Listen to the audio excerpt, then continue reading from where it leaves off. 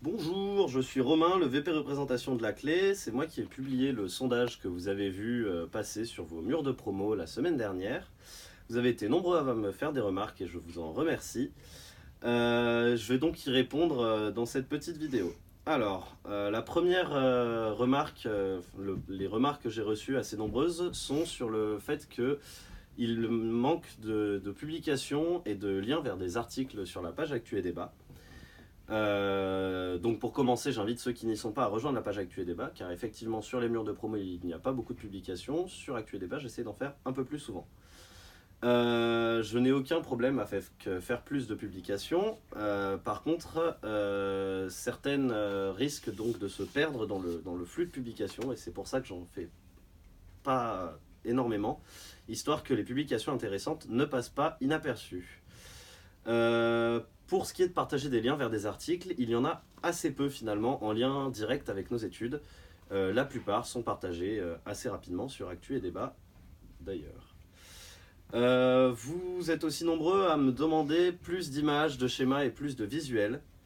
C'est une très bonne idée que je regrette de ne pas avoir mis en place cette année, car je n'étais pas formé du tout à la production de ce genre d'infographie. Et donc je n'étais pas capable d'en concevoir des performants. Mes futurs remplaçants ou remplaçantes seront formés à ça et j'espère qu'ils arriveront à en faire plus que moi.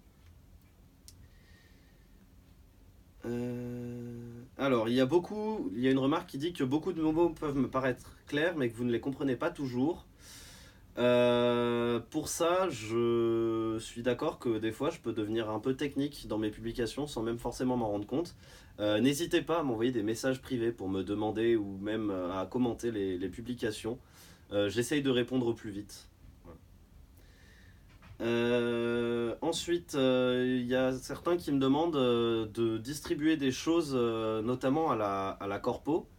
Par exemple, avec un résumé des news sur la réforme, par exemple sur la page de garde des Ronéo. C'est une très bonne idée. Le problème, c'est que ça demande beaucoup de travail de faire ça. À Lyon Sud, ils le font. Et en fait, la raison, c'est qu'ils sont deux à faire le poste que j'ai. L'année prochaine, il y aura sûrement aussi deux étudiants ou étudiantes sur le poste que j'occupe actuellement. J'espère qu'ils arriveront à mettre en place ceci.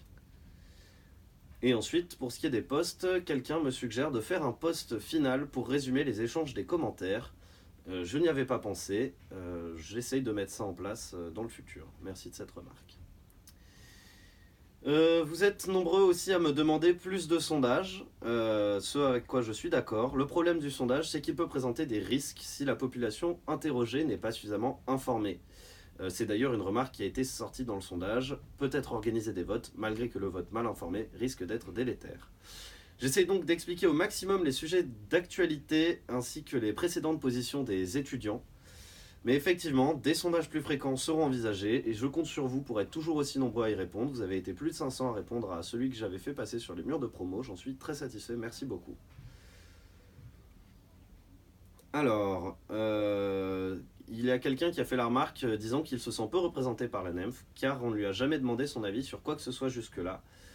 Les sondages sont toujours partagés sur les murs de promotion. Je vous invite à être attentif à ça. C'est souvent via la page ACLÉ. Et ensuite, ils sont repartagés sur la page Actu et Débat. N'hésitez pas à la rejoindre. Il y a aussi des publications avec des échanges de commentaires souvent très intéressants. Certains proposent d'obliger de répondre aux sondages, notamment sur la réforme des PACES et des ECNI. Là-dessus, j'ai aucun pouvoir pour obliger les étudiants à faire quoi que ce soit. Et puis même pour les élections présidentielles, on n'oblige personne à aller voter, alors je serais quand même bien prétentieux de vouloir le faire à mon niveau. Vous êtes aussi nombreux à me demander de faire plus d'assemblées générales, de rencontres avec vous. C'est vrai que cette année, il n'y a eu qu'une seule assemblée générale pour la représentation, à laquelle vous étiez très nombreux, je vous en remercie d'ailleurs. Par contre, la clé organise 3 assemblées générales par an, à laquelle vous êtes tous conviés, et il y aura toujours un point de représentation dans lequel vous pourrez poser vos questions. Donc n'hésitez pas à venir pour connaître l'avis du bureau et aussi tout ce qui se fait dans la représentation, et donc me donner vos idées. Pour ce qui est des réunions avec des institutionnels, c'est très compliqué à organiser et en fait ce sera souvent plus à l'initiative donc de l'institutionnel, par exemple le doyen, qu'on pourra organiser ça. Je lui ai déjà suggéré, mais il préfère attendre plus d'informations. Beaucoup me reprochent un manque d'objectivité sur la page Actu et Débat, ce que j'entends bien. Je vais vous expliquer en fait pourquoi j'explique comme ça toutes les publications et que je ne garde pas un ton totalement neutre. Ce qu'il faut savoir, c'est qu'une structure telle que la NEMF, ça travaille sur les dossiers pendant plusieurs années d'affilée. Et quand on travaille sur un même dossier, c'est nécessaire de garder une cohérence dans les demandes qu'on fait aux différents institutionnels. C'est pour ça que je suis parfois dans l'obligation de vous présenter finalement des positions qui sont celles des étudiants des années précédentes. Et l'idée, c'est donc qu'on travaille ensemble à trouver un consensus entre ces idées qui sont peut-être finalement un peu dépassées, mais qui sont celles qui sont des demandes aux institutionnels depuis un certain temps, et vos idées. On peut donc essayer de les mixer, mais il ne faut pas qu'il y ait un changement de direction totale, sous peine d'avoir totalement une perte de crédibilité, et donc une perte de poids majeure. Cependant, si la tendance générale est à faire un virage à 180, ne vous inquiétez pas, il sera fait. Ce qu'il faut savoir aussi, c'est que ce qui est défendu notamment par l'ANEMF au niveau gouvernemental, ce n'est pas la position des étudiants de Lyon-Est, c'est bien la position des étudiants de France. Et donc il y a plusieurs facultés, donc 38 au total sur toute la France, qui ont toutes des positions différentes, et c'est pour ça que la NEMF ne portera pas toujours l'idée des étudiants de Lyon-Est, mais bien les idées des étudiants de France et de la majorité des étudiants de France. C'est bien le problème. On a beau faire des consensus dans la discussion, quand on en vient au vote final, il faut la majorité pour que la proposition passe. Pour ce qui est de ne pas savoir ce qui se passe dans les autres facultés de France, c'est effectivement un vrai problème, mais c'est un travail qui serait énormément chronophage que de condenser et expliquer ce qui se fait d'ailleurs. Moi, je n'en ai pas le temps, mais si quelqu'un est motivé pour le faire, il n'hésite pas à me le dire. Vous me suggérez de faire plus de communication pour la page Actu et Débat. C'est effectivement un problème. La page Actu et Débat a été présentée au début de l'année sur les murs de promotion. Je n'ai pas fait assez de communication après. Je compte aussi sur vous pour en parler autour de vous à vos amis qui sont étudiants en médecine à Lyon-Est et à les ajouter dessus. Certains me demandent aussi plus d'informations. Sachez que dès que j'ai des informations, je vous les communique. Les informations du gouvernement, sont souvent assez compliquées à obtenir et confidentielles. C'est pour ça que je ne peux pas toujours, de une, les avoir, et de deux, vous les partager. Vous m'avez aussi fait remonter qu'il faudrait des représentants qui soient élus de façon finalement plus démocratique, et donc qu'il y ait un vrai manque de visibilité sur les élections. J'en suis bien d'accord. Pour ce qui est des élections, des élus au niveau de la faculté, il y en a donc une toutes les 2 ans pour les élus facultaires et une toutes les 2 ans en alternance pour les élus universitaires. Il y a chaque année un taux de participation qui est très faible, malgré la communication qu'on essaye de faire pour ça. Donc c'est vraiment très important que vous veniez voter lors de ces élections. Donc les élections là pour les élus UFR ont lieu demain, mardi 19 mars.